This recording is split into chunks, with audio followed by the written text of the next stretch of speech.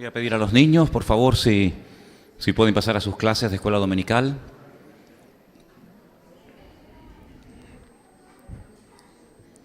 Quiero recordarles que el próximo mes, tanto el día 24 como el día 31, caen en domingo. Entonces lo que vamos a hacer, como algo excepcional, es trasladar el culto del día 24 al 23 y el del 31 al 30. ¿De acuerdo? Entonces tendremos 2 sábados seguidos culto. Sábado 23 y sábado 30. ¿Ok? Para que lo tengan presente. ¿De acuerdo? Muy bien, gloria a Dios. Muy bien, hermanos, quiero dar la bienvenida a todos en esta tarde. Nuestra hermana Anunciata, ¿no? ¿Lo dije bien? Me salió, a la segunda no me saldría. No lo voy a repetir por si acaso. Que vino hace, ¿cuándo? Hace 2 días. Y también nuestra hermana de Uruguay. ¿Por dónde anda nuestra hermana de Uruguay? Allá atrás. También vino el viernes. Y también hay familia de Elizabeth, ¿no? ¿Quiénes son? El hermano. ¿Dónde anda el hermano? Aquí el hermano. ¿Te llamas? Rafael. ¿Y tu esposa? ¿Cómo te llamas? Ariana. Amén. No hay manera, ¿eh? Cada vez me lo ponéis más difícil, ¿no? Y también quiero dar la bienvenida a Carla. ¿Dónde está Carla? Aquí, ven un momentito. Este último viaje que hicimos a Israel fue muy interesante. Había gente de Colombia, de Rumanía, de Argentina, en fin, de muchos sitios, sí. De México, de Ecuador, de Rusia, sí. de Ucrania. De Rusia, de Ucrania, sí. Sí. Danos un saludito, porque ella fue una de las que vino conmigo en este último viaje, ¿sí? Sí, Acércate una aquí, estamos grabando. una de las bendecidas, sí, la verdad. Ha sido un viaje inolvidable, corto. Me he quedado con ganas de más. Ir por esos sitios donde ha estado el Señor, pues, da cosita. Uno no vuelve igual de ahí. Espero volver por ahí a ver más cosas. Y sí, ha sido de bendición. Quien no ha ido, que vaya, porque es un viaje que vale la pena. Ya. Bastante hablado. El próximo mes de enero estamos organizando, porque nos están llamando hermanos de diferentes partes que quieren ir. Entonces, si hay hermanos, familias o personas entre nosotros que pueden asistir, que pueden viajar con nosotros creo que es para finales de enero. Creo, si no me recuerdo mal, las fechas las podemos todavía modificar, pero estamos hablando a partir del 20-21 de enero. Hay un grupo de hermanos que me están llamando de diferentes partes de la península que quieren ir. Entonces, si hubiera algún hermano, alguna familia, alguien en la iglesia que disponga de tiempo y de recursos para poder viajar en enero a Israel, pues se hablan conmigo, ¿de acuerdo? Estamos organizando ese viaje, Dios mediante, para el mes de enero, porque en el mes de mayo ya tenemos un viaje previsto, pero es un grupo grande que viene de Bélgica, hermanos que vienen de Bruselas. Ellos van a ir como iglesia. No sé si se puede añadir a alguien más a ese grupo, pero en principio, para el viaje de enero, si alguien quiere y puede ir, pues te hablas conmigo lo antes posible, ¿de acuerdo? Muy bien, hermanos, pues nada, pues ya dadas las bienvenidas a todos y a cada uno de ustedes, me gustaría que hiciéramos una breve oración un momentito antes del mensaje, porque yo pienso que este es un momento muy importante. Es el momento en el que el Señor va a hablar a tu vida. Es el momento en el que Dios va a hablar a tu corazón. Ya hemos cantado, hemos adorado, hemos alabado a Dios. Ya le has expresado tu gratitud al Señor a través de las letras de estas alabanzas. Ahora llega el momento en el que guardamos quietud, silencio y calma y oímos la voz de Dios a través de su bendita palabra. ¿Estamos de acuerdo? Señor, te damos muchas gracias por este privilegio tan grande que nos das de estar aquí reunidos, Señor.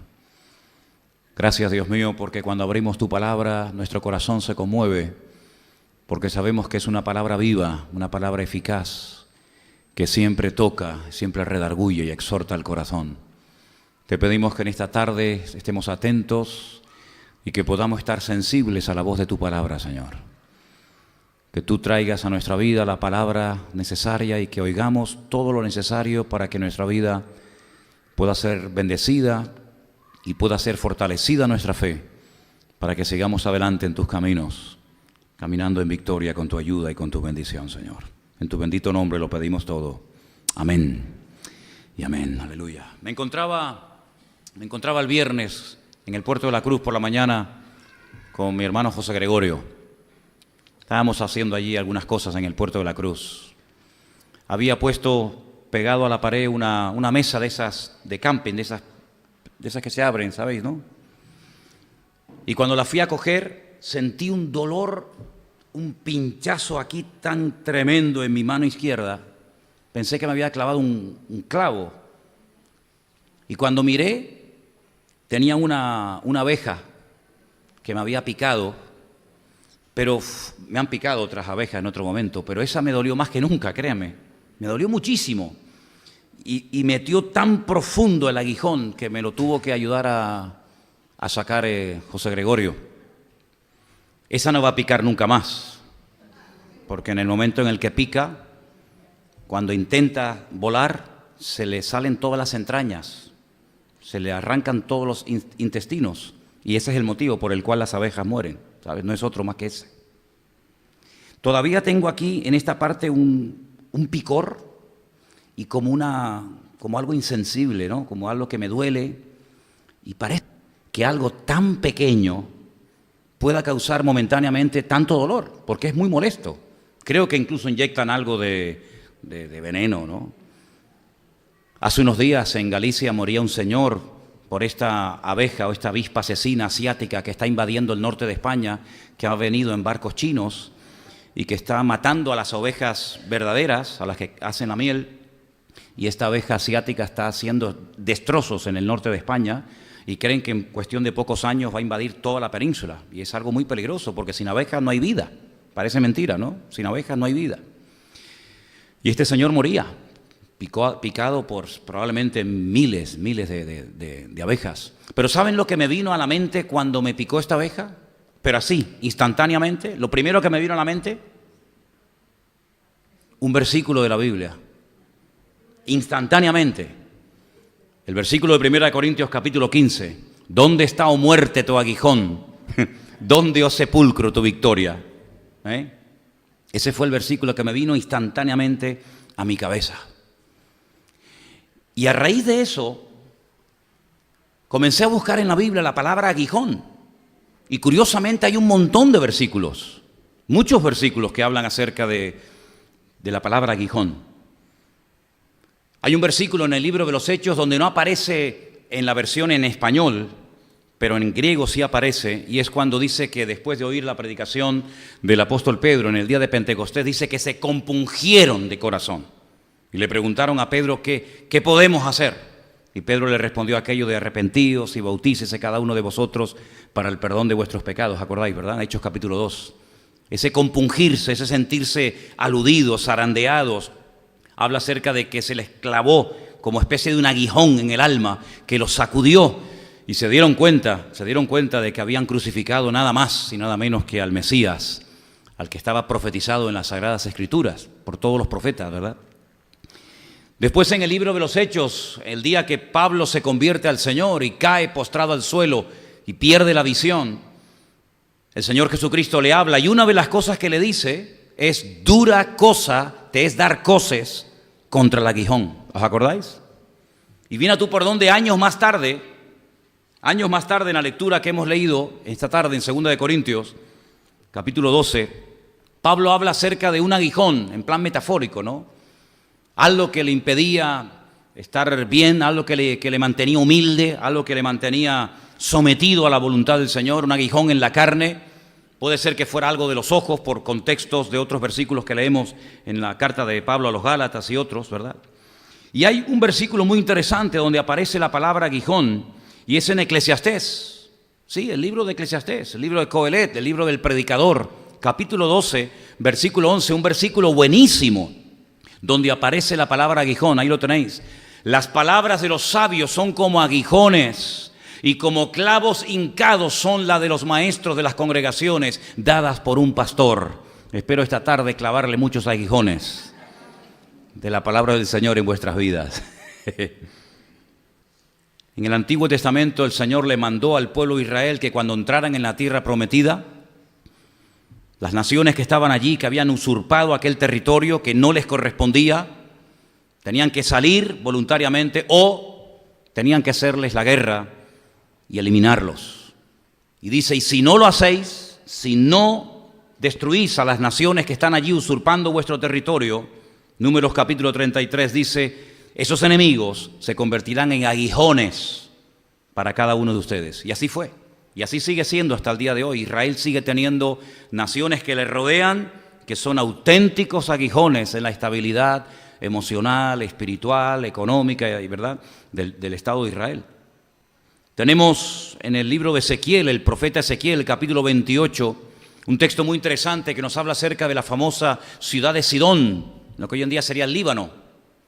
Pues dice la Biblia que esa ciudad iba a ser destruida y que nunca más volvería a ser un aguijón en la vida, en la estabilidad del pueblo de Israel.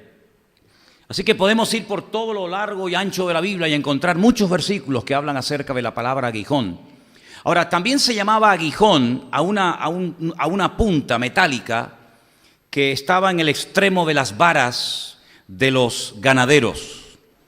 Cuando intentaban poner a dos animales juntos para arar el campo o para tirar de una carga, si se rebelaban, si no querían trabajar juntos, si cada una quería ir por un lado diferente y torcer el surco, pues entonces con esa vara que tenía en la punta, esa punta metálica, esa vara de madera que tenía esa punta metálica que la llamaban el aguijón, le golpeaban para obligarle al animal a no irse de la senda y ir por el camino correcto.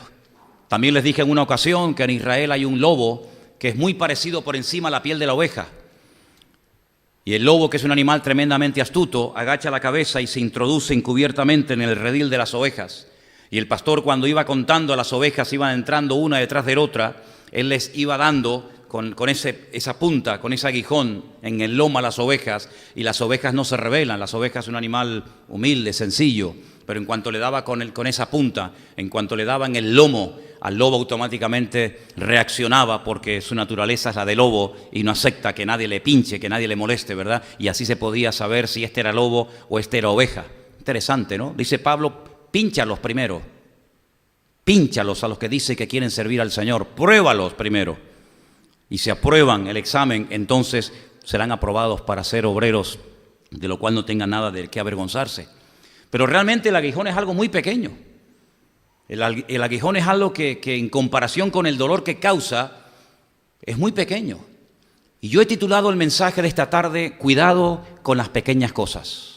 Díselo que está a tu lado, díselo así. Cuidado con las pequeñas cosas.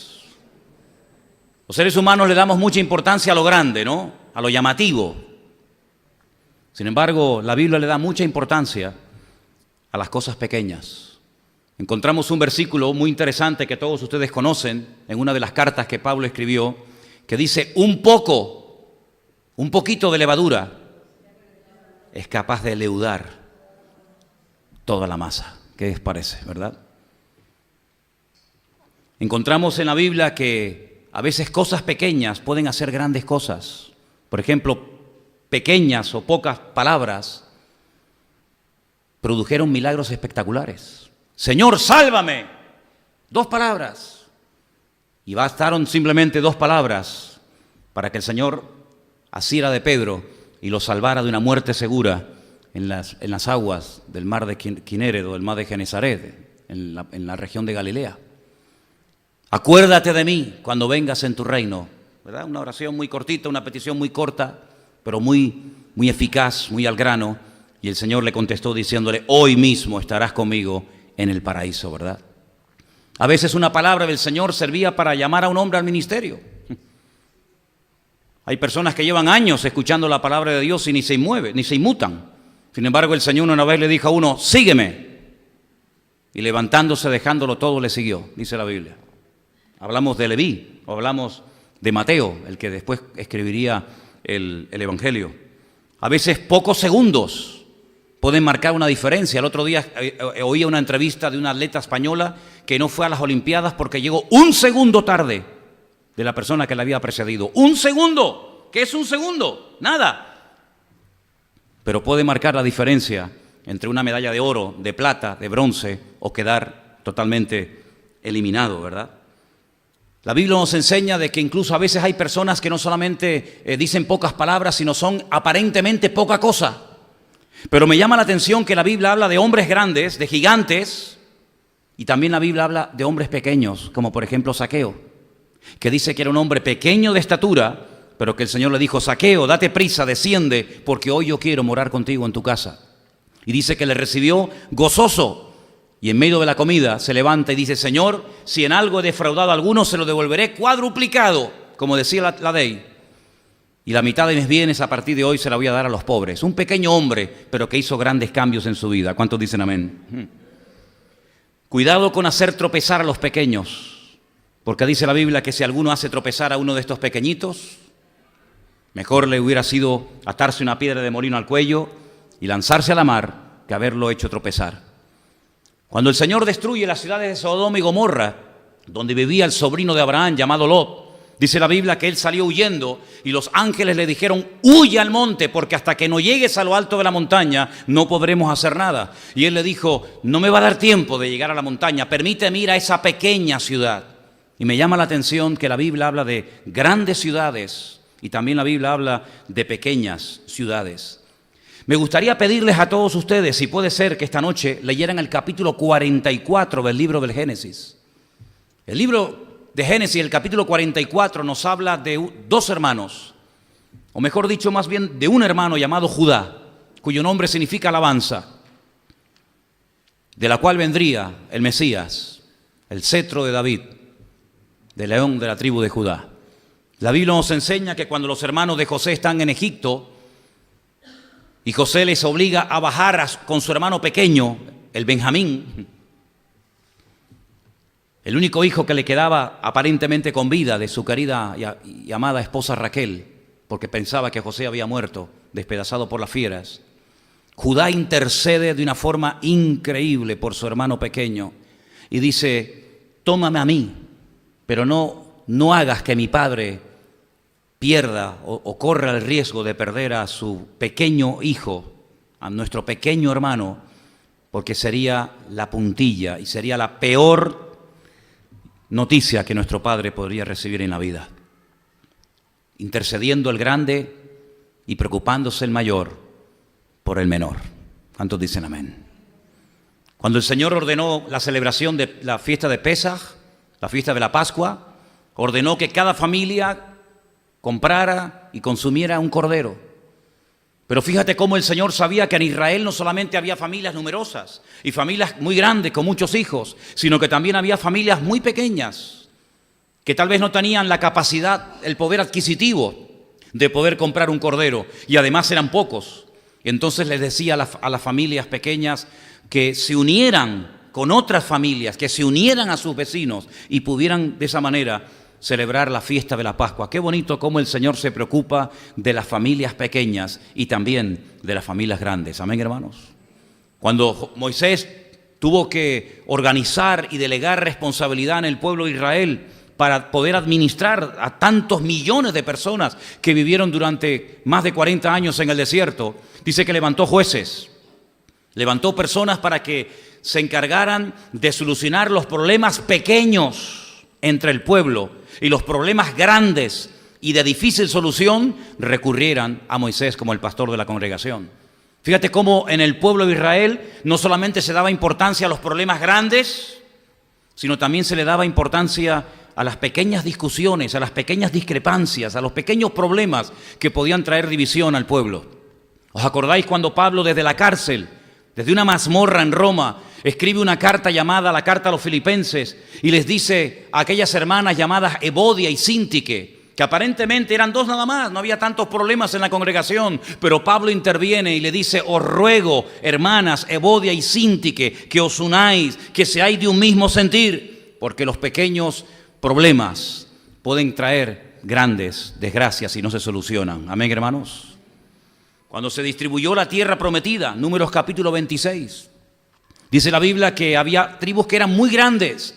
Por ejemplo, la tribu más grande de las 12 era la tribu de Manasés, que recibió heredad a este lado del Jordán y al otro lado del Jordán, porque era una tribu que se había extendido, había crecido mucho. Y entonces la tierra tenía que ser repartida en mayor medida a los que eran más. Pero había tribus que eran muy pequeñas. Y dice la Biblia que también a las tribus pequeñas, por suertes, había que repartirles la tierra correspondiente. Qué bonito, ¿verdad? Como el Señor es un Dios bueno, es un Dios justo, que bendice a todos, a los que tienen muchos recursos, a los que tienen menos recursos. Y cuando años más tarde estas tribus ya están afincadas, ¿verdad?, en el país, y comienzan a proporcionarle al futuro rey de Israel, al rey David, una serie de ayudas, dice que la tribu de Isaacar, que en aquel momento no pudo aportar mucho, simplemente aportó a 200 hombres. Las otras aportaron miles y miles de hombres. La tribu de Isaacar solamente aportó 200 hombres, pero 200 hombres, hermanos, dice que eran entendidos en los tiempos. No eran guerreros, no eran personas tal vez con una puntería tremenda con el arco, con la jabalina, pero eran personas que entendían y sabían discernir los tiempos y sabían cuándo había que atacar y cuándo había que estar quietos y cuándo había que ir por el norte y cuándo había que atacar por el valle. Pequeños, pero bien unidos entre sí. Me llama mucho la atención que en Deuteronomio capítulo 1, una de las instrucciones que Moisés intenta interiorizar en la vida de los jueces del pueblo de Israel es que mucho cuidado con no ser imparciales a la hora de ayudar, a la hora de impartir justicia. Tienen que tratar por igual a los pequeños y a los grandes. No se dejen sobornar, no se dejen comprar, no estén a favor de unos porque tienen mucho poder y en contra de otros porque son minoría, sino que dice, traten a todos con justicia, tanto a los pequeños como a los grandes. Cuidado con las pequeñas cosas no solucionadas. Me llama mucho la atención que hay un personaje en la Biblia, que la Biblia habla mucho de él, es un personaje muy importante en la historia de Israel, nada más y nada menos que el profeta Samuel. Con él podríamos decir en cierto sentido que nació el ministerio profético, porque estamos saliendo de la época de los jueces, pero con Samuel, el último juez, entra una etapa nueva en la que a través de los profetas el Señor va a traer ministración y palabra e instrucción específica y concreta al pueblo, a los reyes, a las personas.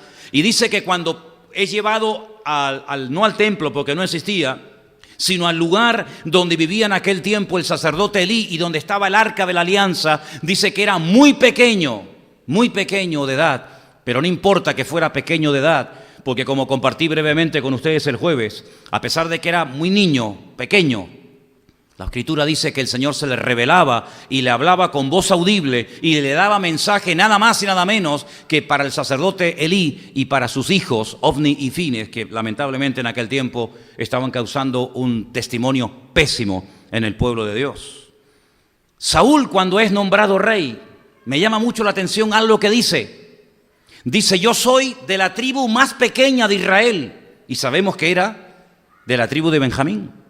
Dice, y no solamente soy de la tribu más pequeña de Israel, sino que además soy de una de las familias más pequeñas de la tribu de Benjamín. Y eso no fue un obstáculo, eso no fue un impedimento para que el Señor se manifestara su vida y le diera el privilegio de ser nada más y nada menos que el primer rey de Israel. Y hermanos, ¿quién nos acuerda de Sama? ¿Os acordáis aquella serie que di hace tiempo llamada o titulada Personajes poco conocidos de la Biblia? ¿Os acordáis? No digáis que sí si no os acordáis, ¿eh? Cuando hablé de Sama, uno de los valientes de David, ¿qué hizo Sama? ¿Cuál fue la proeza por la cual pasó a la historia? ¿Cuál es su currículum? Dice la Biblia que se paró cuando todos huyeron, cuando vio venir al enemigo. Él se quedó quieto en aquel pequeño terreno de lentejas y se jugó la vida por un pequeño terreno de lentejas. Pero él sabía que ni un trozo pequeño hay que dárselo al enemigo, sino hay que pelear la buena batalla y que el enemigo no gane ni lo pequeño ni lo grande. Porque si en lo pequeño el enemigo nos vence, seguramente en lo grande también lo hará el día de mañana. Y Sama pasó a la historia por jugarse la vida, por pelear por defender un pequeño terreno lleno de lentejas. Primera de Samuel capítulo 23. Proverbios capítulo 30, quiero que leamos ese versículo. Salomón, que era un hombre muy observador, disertó sobre muchas cosas. Y una de las cosas que le llamó la atención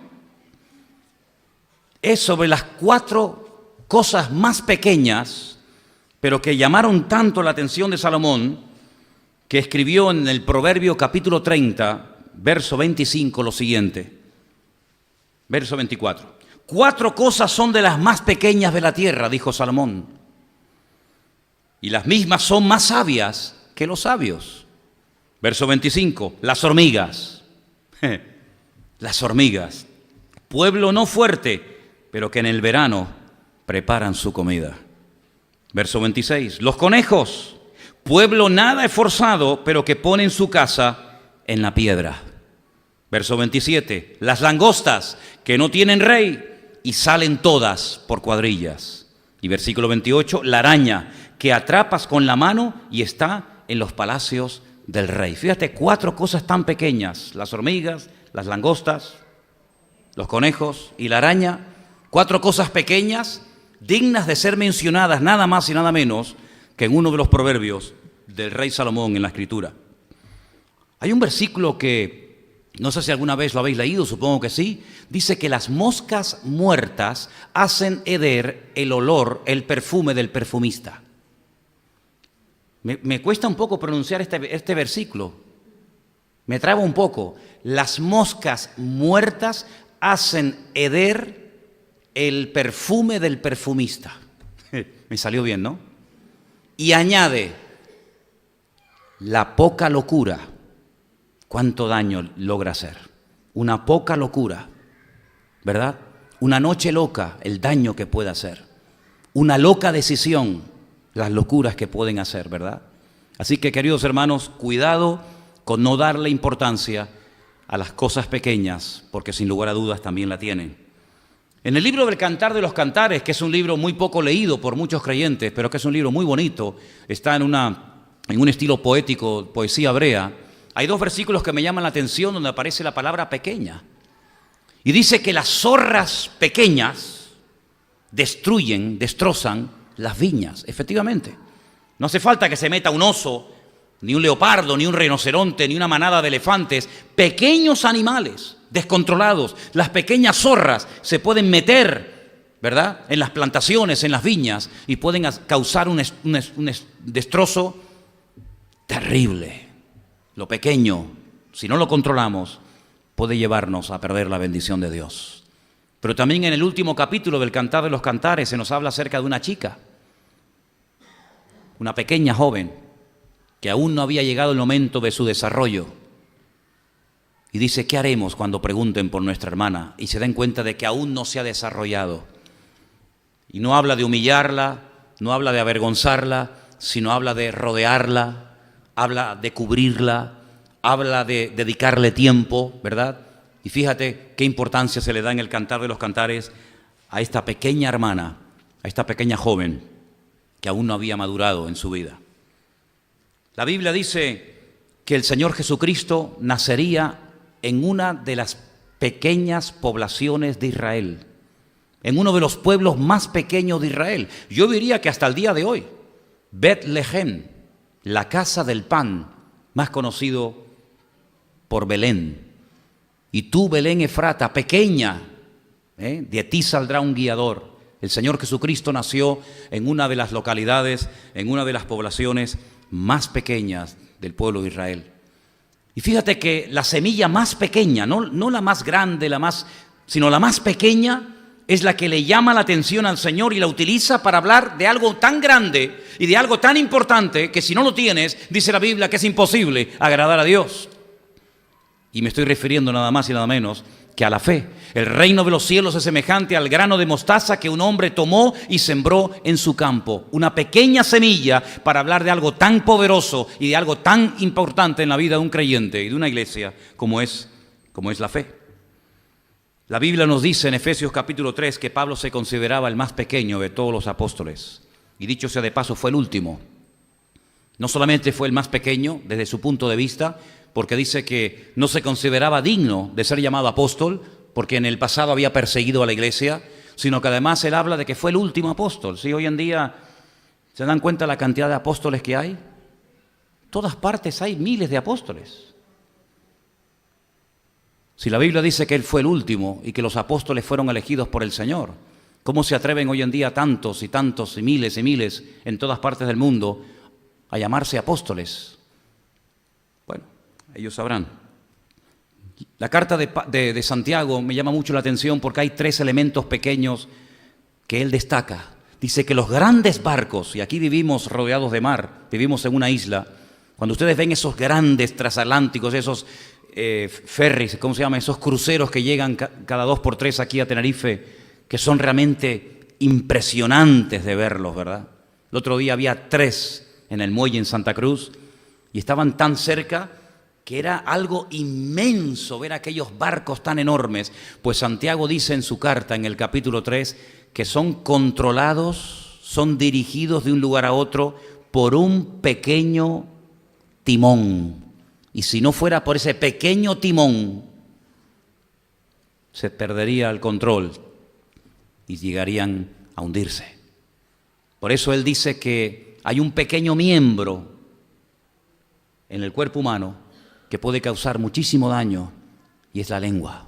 Dice un pequeño miembro, el daño que puede llegar a ser en una vida, en una congregación, en un país, etcétera, ¿verdad? Y también habla de pequeños fuegos, ¿sabe? Una simple cerilla, una pequeña vela puesta en un monte, algo tan pequeño en proporción con las miles y miles de hectáreas, puede hacer que arda todo y desaparezca en cuestión de minutos. Un pequeño fuego puede hacer desaparecer todo un bosque. La Biblia nos enseña en el libro de Apocalipsis que en los últimos tiempos un personaje que lo conocemos todos muy bien, que se llama la bestia o el anticristo, marcará a todos, incluido también a los pequeños. Hacía que a todos, pequeños, grandes, etcétera, etcétera, fueran marcados. Y finalmente, en el libro del Apocalipsis encontramos también que en el capítulo 11, verso 18, un versículo muy lindo, y vamos a leerlo todos juntos, por favor, ahí lo tenéis, leedlo conmigo. Se airaron las naciones y tu ira ha venido, y el tiempo de juzgar a los muertos y de dar el galardón a tus siervos los profetas, a los santos y a los que temen tu nombre, a los pequeños y a los grandes, y de destruir a los que destruyen la tierra. Hermanos, el Señor no es injusto para olvidarse de lo que los pequeños han hecho, no solamente de lo que los grandes han hecho, que parece que llama mucho la atención y es lo que verdaderamente es importante, sino dice la Biblia que cuando el Señor venga en su segunda venida, Él va a recompensar y va a dar el galardón correspondiente tanto a grandes como a pequeños, porque Dios no es injusto. ¿Cuántos dicen amén? Al final vamos a leer otro versículo del libro de Job, pero quiero pararme aquí un instante. Tenemos la tendencia, los seres humanos, los creyentes también, como no, de darle a veces importancia a aquellos grandes pecados que cometíamos o que practicábamos asiduamente antes de conocer al Señor. Perdonen que mencione algunos tal vez de los más notorios o de los más visibles, como puede ser la drogadicción, como puede ser el alcoholismo, como puede ser la idolatría, o como puede ser el robar o cualquier otro pecado, ¿verdad? Y parece que cuando llegó el Evangelio a nuestra vida y nos sacudió, nos compungió la palabra y nos abrió los ojos a una realidad, nos dimos cuenta de que esa vida no era agradable ante los ojos del Señor. Y nos dimos cuenta de que ese camino no es el que agrada al Señor para la vida de ninguno de nosotros. Y entonces pedimos que el Señor nos perdonara, pedimos que entrara a nuestros corazones, nos dio su capacidad, nos dio su presencia, nos dio su poder, nos dio su autoridad. Y hemos podido con su ayuda, gracias a Dios, poder dejar a un lado pecados tremendos que nos dominaron durante años antes de conocer al Señor, ¿sí o no? Pero ¿y ahora que somos creyentes? ¿Le seguimos dando la misma importancia al pecado que le dimos en su época, en su momento, cuando nos hablaron del Señor por primera vez? ¿Le damos importancia al orgullo? ¿Le damos importancia a la mentira? ¿A la hipocresía? ¿Le damos importancia a la falta de compromiso? Son cosas pequeñas que no se notan tanto, ¿verdad? ¿Le damos importancia a la falta de puntualidad y de seriedad a la hora de comprometernos para servir al Señor?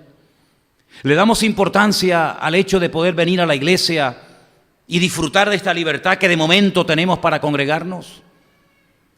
¿Le damos importancia a esas cosas pequeñas que a veces como que, bueno, no pasa nada, esa película, esa escena, esas palabrotas. Queridos hermanos, yo les he dado una pequeña lista, hay mucho más, pero yo les he dado una pequeña lista, una pequeña exposición de cosas pequeñas que en la Biblia se mencionan para que ustedes tengan presente de que el Señor le da mucha importancia no solamente a lo grande, a lo notorio, a lo visible, sino también a las cosas pequeñas que aparentemente pasan desapercibidas, pero desapercibidas tal vez ante los ojos de los hombres, pero jamás ante los ojos de Dios. Hay un pasaje en el Antiguo Testamento que todos ustedes conocen perfectamente. Y es el pasaje cuando el pueblo de Israel ataca y destruye la ciudad inmensa, enorme de Jericó. Una ciudad con un doble muro. Una ciudad prácticamente imposible de conquistar, pero la conquistaron. Porque acataron el diseño, el plan de ataque de Dios, que era simplemente dar vueltas y vueltas. Y la ciudad cayó. A los pocos días tuvieron que ir a atacar una pequeña localidad, una pequeña ciudad, no tan imponente ni tan difícil de conquistar como fue Jericó. Y fíjense qué poca importancia se le daba a esa pequeña ciudad, que también había que conquistarla, que Josué no moviliza todas las tropas. Josué dice, bueno, con unos cuantos soldados esto es pan comido. Sin embargo, vinieron derrotados. Hombres murieron en el campo de batalla. Josué se desespera. Josué rasga sus vestiduras y le pregunta al Señor, Señor, ¿por qué? ¿Por qué pudimos con lo grande y no pudimos con lo pequeño? Tú no me prometiste eso. Tú me dijiste, Señor, que estarías conmigo como habías estado en el pasado con tu siervo Moisés. Tú me prometiste que nadie me podría hacer frente en todos los días de mi vida. No entiendo por qué hoy gano y mañana pierdo. Josué sabía que aquello no era normal. Como tú tienes que aceptar que no es normal que un día estés bien y 4 mal, como tú tienes que mentalizarte y interiorizar la gran verdad de que el Señor te ha dicho en su palabra, que tú tienes que ir de una victoria a otra superior y de una gloria a otra superior, y no una de cal y una de arena, y no una temporada buena y una temporada fatal, sino que hay un diseño y hay unos modelos en la palabra de Dios a través de personajes, a través de países, a través de números, etcétera, etcétera, que te muestran, te presentan un abanico de cómo Dios opera y cómo Dios trabaja en la vida de los seres humanos. Y por eso Josué dice, Señor, ¿qué pasa? Y el Señor le dice, es que ha entrado el pecado en el pueblo. Y entonces volvemos al primer versículo que mencionaba esta noche. ¿Dónde está, oh muerte, tu aguijón? ¿Dónde, oh sepulcro, tu victoria? Y en el versículo siguiente dice que el aguijón del pecado o el aguijón de la muerte es el pecado. Es decir, donde hay pecado, donde hay desorden, donde no está la presencia y la santidad de Dios, automáticamente el diablo tiene cancha para moverse y para hacer lo que le dé la gana. Y entonces el Señor le dice a Josué, ¿te acuerdas que se había dicho que en esta primera conquista, en esta primera ciudad, nadie cogiera nada? Que no cayeran en la trampa y en la tentación de dejarse arrastrar por los ojos. Porque cuando entraran ustedes a la ciudad de Jericó, iban a ver ropas hermosas, iban a ver joyas, iban a ver cosas que a ustedes les iban a llamar la atención. Al fin y al cabo, ustedes venían de una vida de esclavitud. Y esta es la razón por la que habéis hecho hoy el ridículo y habéis perdido hombres en el campo de batalla. Porque hay uno solo. Hermano, estamos hablando de una masa de millones de personas. ¿Qué más da uno? Como si no hubiera siempre 1, 2, 3 o 4 que están en desorden mientras los demás se esfuerzan por vivir en santidad. ¿Qué tiene que ver que haya uno que haya pecado y que haya desobedecido para que el resto del pueblo sufra las consecuencias? Bueno, pues esos son nuestros conceptos, pero la Biblia dice que nuestros pensamientos no son los pensamientos de Dios. Dios le da importancia a 1 y le da importancia a 1000 y le da importancia a 20,000, exactamente igual. Y el Señor le muestra a Josué que hay un hombre llamado Acán, que cuando entró a conquistar la ciudad de Jericó, robó cosas del enemigo y las ocultó en su casa. Las ocultó en su tienda de campaña. Y sus hijos lo vieron. Y su mujer lo vio y consintió y aprobó aquello. Y el Señor le dijo, y hasta que este problema no se solucione, no vas a levantar cabeza y el pueblo no va a avanzar en victoria. La Biblia nos enseña que a la mañana siguiente todos comenzaron a desfilar de uno en uno por delante de Josué y el problema fue extirpado de raíz. No se pactó, no se llegó a un acuerdo, sino que se extirpó de raíz el problema y a los pocos días volvieron a conquistar Jai y la conquistaron como tenía que ser desde el principio. ¿Te das cuenta cómo en la Biblia se le da importancia a lo grande y también se le da importancia a lo pequeño? ¿Te das cuenta cómo con el fuego no se puede jugar aunque sea pequeño? ¿Te das cuenta que no se puede consumir pequeñas dosis de veneno? No pasa nada, al fin y al cabo no me he tomado la botella entera, me estoy tomando muy poca cantidad, no importa la cantidad. Hay cosas que no se pueden tocar, hay cosas que no se pueden ver, hay cosas a las cuales no te puedes abrir, ni poco, ni mucho, ni demasiado, no se puede simplemente. El Señor no le dijo a los primeros seres humanos que puso en este planeta llamado Tierra, bueno, de vez en cuando, cuando no aguanten más la tentación, vayan y péguenle un mordisco al árbol prohibido y después no pasa nada. No, hay cosas que no se pueden hacer ni una vez, ni media vez, ni nunca. Y hasta que tú no te metas eso en la cabeza, vas a vivir una vida cristiana mediocre, vas a vivir una vida cristiana donde tú pones las normas y no te acatas, no te amoldas a la palabra de Dios. La Biblia dice no y es no, no matarás, pero ni una vez, ni una vez. No adulterarás, pero no adulterarás, dice la Biblia. Y no cometerás adulterio y no tomarás el nombre de Dios en vano. Hay imperativos en la Biblia con los cuales no se puede negociar. No se puede forzar a Dios a que te dé libertad en lo que Él dice no. Y no dice no porque es un dictador que te quiere amargar tu existencia, sino es todo lo contrario. Como precisamente te ama tanto y no quiere que sufras, ni tú, ni tu familia, ni tus hijos, ni tu esposa, ni tu marido. Por eso Él muchas veces dice no, porque tal vez tú no puedes entender la repercusión, la gravedad de abrirte a esa pequeña cosa a la cual tú no le das importancia. Pero el Señor le da una importancia tremenda. Mira, le da tanta importancia al pecado, hermano. Fíjate lo que te digo esto, Dios le da tanta importancia a este tema del pecado que a su propio hijo no lo perdonó. Fíjate lo que te digo, Ni a su propio hijo lo perdonó, por más que fuera su hijo. Sino que su hijo decidió libre y voluntariamente cuando oró en el huerto de Getsemaní: no se haga mi voluntad, sino la tuya. Es decir, alguien tiene que morir por la raza humana, porque no hay salvación, no hay esperanza para la raza humana, no hay nada que Dios que haya revelado al hombre, a través de lo cual el hombre haciendo eso se puede salvar. Ni siquiera la ley, fíjate lo que te digo, porque dicho sea de paso, la ley no la puede cumplir nadie. Hay algunos que son tan soberbios, por no decir tan torpes, que creen que pueden cumplir la ley. Y la ley, te recuerdo, Salmo 19, es perfecta. Y la Biblia dice que nadie es perfecto, sino solamente uno, y ese es nuestro Dios. Y no hay justo ni aún uno, ni el siquiera el que la recibió, ni siquiera el que la sabía de memoria, y fue el primer ser humano que hizo copias y copias y copias, y la intentó durante años y años enseñar al pueblo, ni siquiera ese.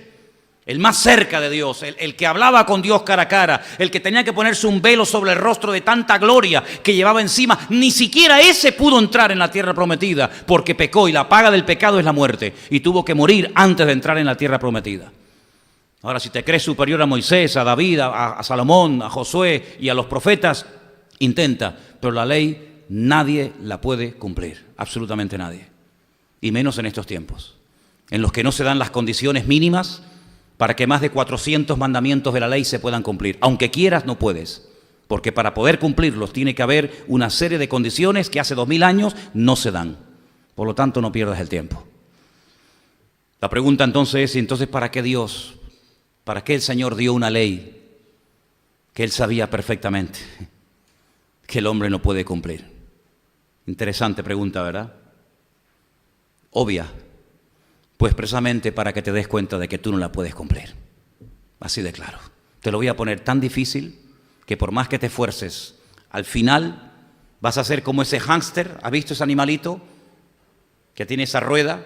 Y empieza y corre, ¿lo habéis visto? Y corre. Y se cansa, no ha llegado a ninguna parte. Está en el mismo sitio. Y al final yo creo que se enfada tanto que termina comiéndose la rueda. Lo habéis visto, ¿no? Yo tenía un hámster que cada día se comía ¿cómo se llama? Un rayo, ¿no? Un rayo de la rueda. Y al final se la rueda, ¡pum! Se enfadó con la rueda, pero nunca salió del sitio donde estaba. Ese es el ser humano, el que intenta, por esta forma, de este camino, por esta forma, y no hay manera. Y por eso tuvo que venir el Mesías, escrito en la palabra. El Cordero de Dios, que quita, no que cubre, que quita el pecado del mundo. Porque yo no quiero que Dios tape mis pecados, yo lo que quiero es que Dios me los quite. Y el único que los puede quitar es el Señor. Y por eso cuando Él vino y decide cargar el pecado de toda la humanidad, porque yo pregunto una cosa, si la paga del pecado es la muerte, ¿por qué David cuando pecó con la vecina no murió instantáneamente? ¿Por qué Abraham cuando mintió y dijo, no, dile que eres mi hermana, que no eres mi mujer, ¿por qué no murió si la paga del pecado es la muerte? ¿Por qué Adán y Eva cuando pecaron en ese momento no cayeron fulminados, muertos, si la paga del pecado es la muerte? ¿Por qué Salomón cuando comenzó a cometer todo tipo de inmoralidades sexuales en Jerusalén, que llenó todo el país de inmoralidad, ¿por qué no cayó muerto, fulminado? ¿Por qué? Ay, amigo, esa es la falsa seguridad que proporciona el pecado temporalmente. Pero ¿sabes qué? La paga del pecado es la muerte espiritual y física. La espiritual es instantánea, amigo. Por eso dice la Biblia a iglesias enteras, a comunidades enteras, ustedes tienen nombre de que viven, pero están muertos. ¿Y cuántas personas hoy en día se llaman cristianos, pero apestan a muerte, porque no tienen comunión con Dios? Y porque viven en sus delitos y en sus pecados. Y aunque creen que por lo que tienen, Dios está con ellos, a veces lo que tienen es la trampa en la cual han caído creyendo que la bendición de Dios es tener en vez de ser. Ahora fíjate qué curioso, cuando el Señor Jesucristo va a la cruz y carga el pecado de David, de Moisés, de Abraham, del tuyo, el mío y los de toda la humanidad, hasta Dios, hasta su propio Padre lo abandonó. No solamente los discípulos, no solamente los más cercanos a Él, sino que Él dijo, Dios mío, ¿por qué me has desamparado? Porque Dios se toma muy en serio el pecado, hermanos. Es simplemente por eso. Bueno, como es mi hijo, no pasa nada. Lo pequeño, si no lo superas, te puede llevar a lo grande. Es más, muchos de los que hoy en día están enredados en el pecado hasta arriba, empezaron por algo aparentemente muy insignificante, que no tenía importancia, pero se fueron enredando cada vez más, hasta que mira cómo están. Quiero leer con ustedes Job capítulo 8, versículo 7. Creo que es uno de los versículos más bonitos de toda la Biblia. El libro de Job es una maravilla. Es un libro lleno de frases, de versos, de versículos extraordinarios. Incluso sabéis que tenemos canciones que están basadas en el libro de Job. Pero Job capítulo 8, versículo 7 dice así: aunque tu principio haya sido pequeño, tu postrer estado será muy grande. ¿Cuántos dicen amén? Que no sea al revés. Empezaste muy grande y terminaste muy pequeño. Más bien todo lo contrario. Aunque tu principio haya sido pequeño, tu postrer estado será muy grande. Y yo quiero que en esta noche, ahí donde tú estás sentado, te preguntes a ti mismo, ¿qué cosas pequeñas todavía están en mi vida que no glorifican a Dios? Cierra tus ojos ahí donde estás, por favor. ¿Qué cosas pequeñas, aparentemente insignificantes, pero que son muy importantes ante los ojos del Señor, no están bajo el señorío de Cristo? No están bajo su cobertura. Están bajo tu control, bajo tu dominio. Pero yo quiero que seas sincero en esta tarde y que tú le digas al Señor: Señor, muéstrame en qué áreas de mi vida yo le he dado durante años poca importancia a ciertas y determinadas cosas.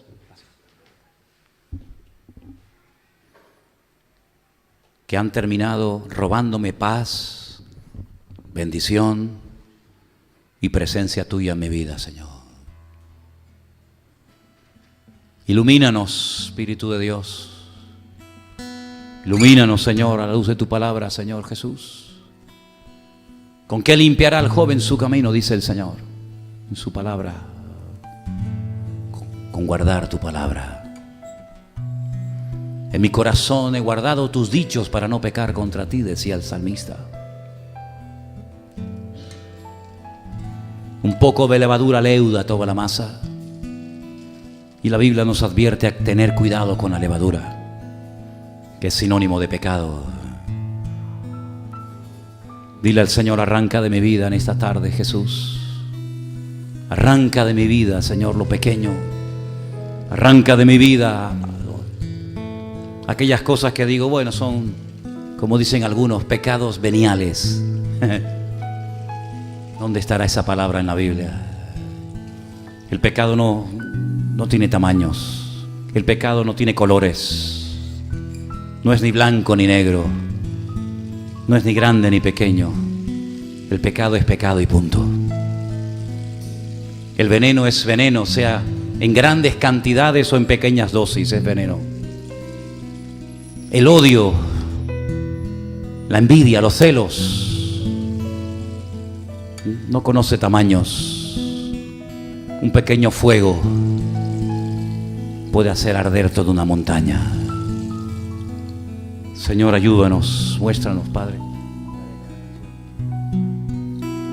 Muéstranos, Señor, en esta tarde, Dios mío, nuestro corazón, y que podamos verdaderamente acercarnos a ti con arrepentimiento. Quita, Señor, de nuestros ojos, de nuestros labios, de nuestros oídos, de nuestros corazones, lo que no te agrade a ti, mi Dios. Aleluya. Y si en esta tarde hay alguno entre nosotros que reconoce que hay cosas que tienen que ser quitadas, pues como un acto de obediencia o de fe, llámalo como quieras. Si quieres que oremos por ti, te invito a que te pongas de pie y estaremos orando a nuestro Dios.